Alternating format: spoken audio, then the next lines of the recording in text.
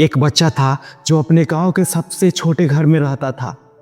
उसके पास स्कूल के लिए जूते तक नहीं थे, किताबें नहीं थी, लेकिन उसकी आंखों में अगर कुछ था तो एक चीज था, वो था सपना। एक दिन दुनिया में कुछ बड़ा करने का, दुनिया से अलग बनने का। लेकिन लोग हंसते थे, कहते थे तेरे जैसे गरीब लोग बस सपने ही देख सकते हैं।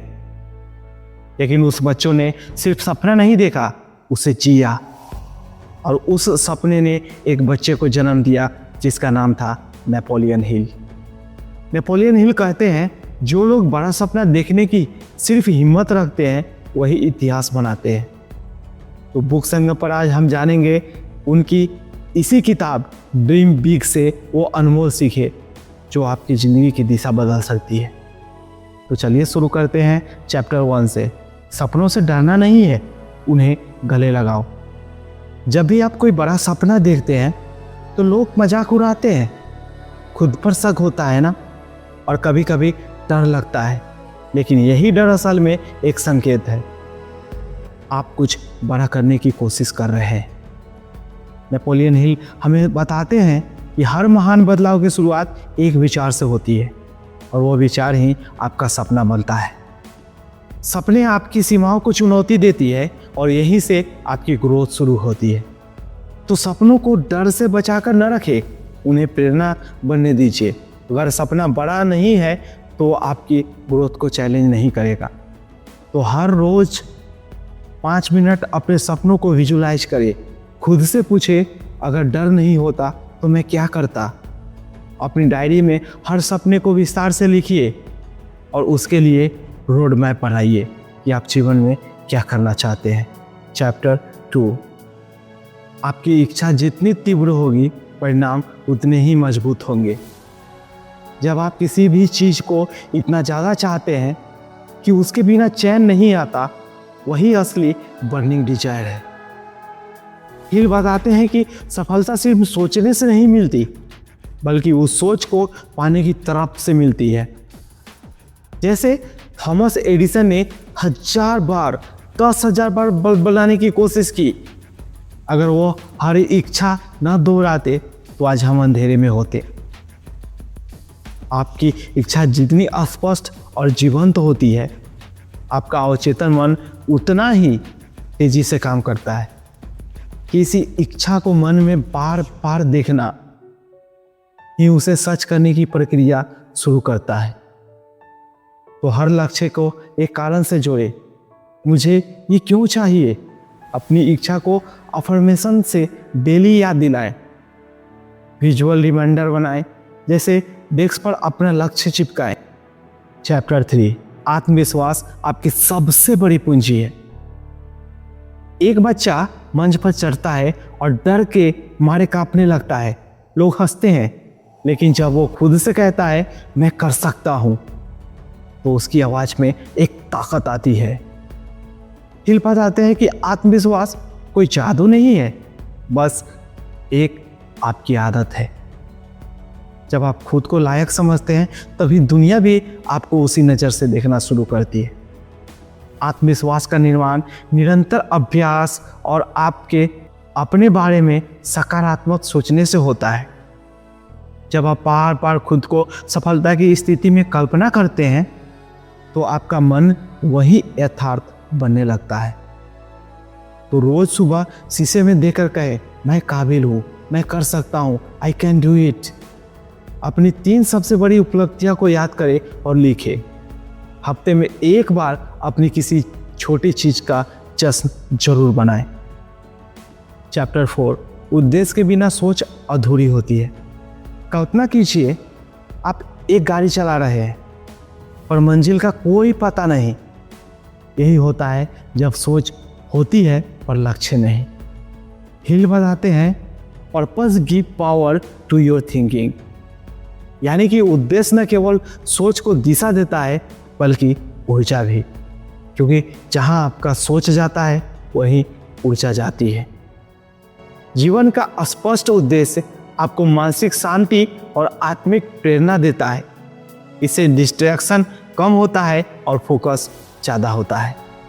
तो लिखिए मैं क्यों कुछ बड़ा करना चाहता हूँ। विजन बोर्ड बनाए और उसे रोज देखे। अपने उद्देश्य को रोज अफर्मेशन करे, अफर्म करे, जैसे मैं अपने परिवार की आज़ादी के लिए मेहनत कर रहा हूँ।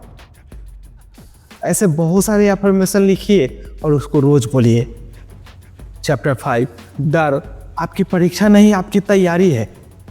जब डर सामने आता है तो दो रास्ते होते हैं, या तो भाग जाओ या अपने जीवन में बढ़ जाओ।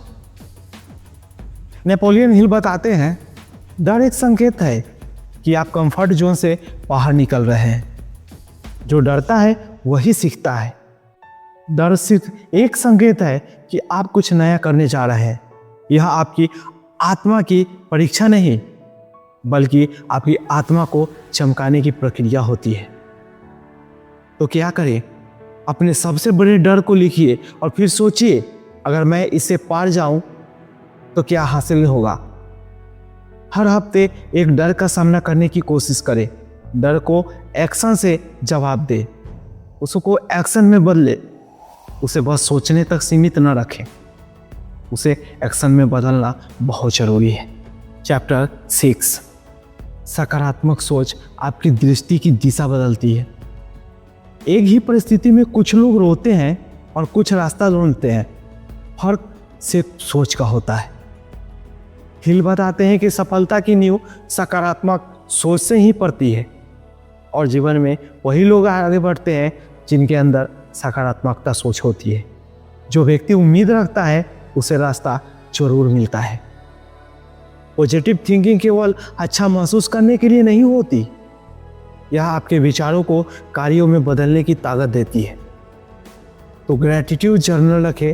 रोज 3 चीज़ें लिखें जिनके लिए आप आभारी हैं। पॉजिटिव लोगों के साथ बिताएं। हर निगेटिव सोच को पहचान कर तुरंत उस पर विपरीत पॉजिटिव करना शुरू कीजिए और उस पर विचार कीजिए। चैप्टर 7, असफलता सफलता की एक सीढ़ी होती है। एक बार एक लड़का स्पीच कंपटीशन में फेल हो गया। सबने कहा, ये तेरे बस की बात नहीं, लेकिन वो रुका वहीं नहीं। अगली बार वही लड़का अवार्ड जीतकर लौटा और आज वह मोटिवेशनल स्पीकर है। ये सिखाते हैं असफलता कोई अंत नहीं है, एक रुकावट है और आपको रोकने नहीं सिखाने आती है।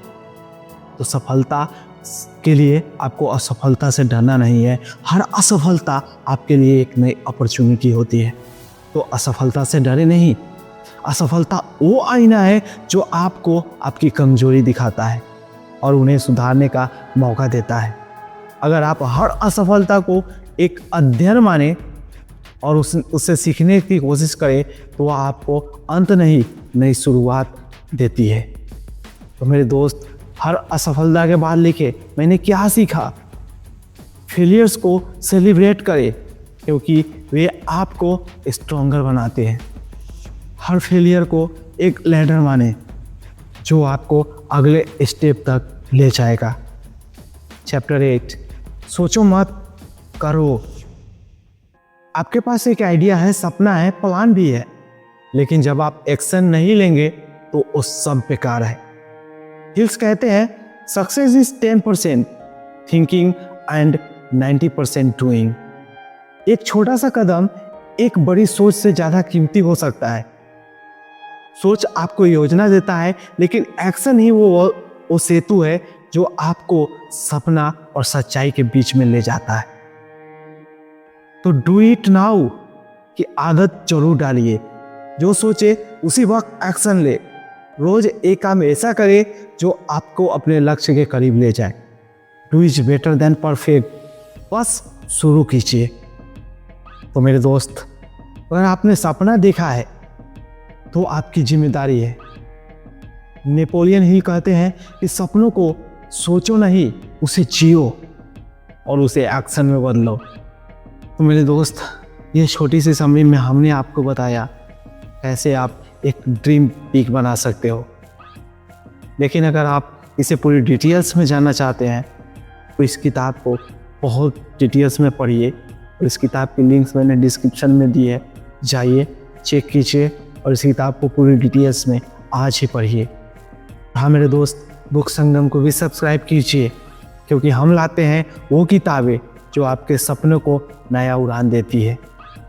तो आज के इस ऑडियो समरी में बस इतना ही। हम मिलते हैं आपसे फिर कल। तब तक आप कीप रीडिंग, कीप ग्रोइंग। जय हिंद, जय भारत।